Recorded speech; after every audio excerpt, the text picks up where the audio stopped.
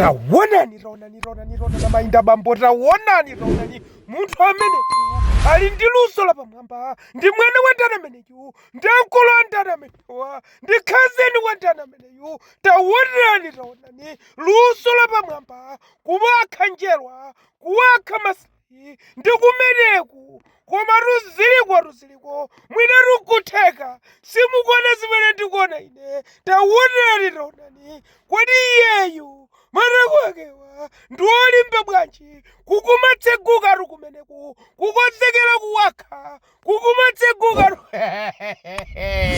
koma chireri yaponya kupitirira pang'ono sichingakagunde chinthu sichincheka ichi. Tawonani kuchita kukonzekera bwinobwino, kukhanyula, kutsegula minyendo, kuchitira minyendo kuti kukubwera chinthu chiwakhe chimeze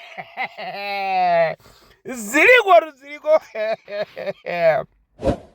mwina lwiru ndi wachibale wanu ameneyu wofunika mupatse nyota, mupatse ndithu, mukweze udindo pamenepa kuti ntchito imeneyi akuyitha kwambiri, ntchito yapamwamba kwambiri. Tawonani kodi mwamuna wanu, kodi teksi wanu, kodi ndi blesa wanu kudyera kulimba ziliko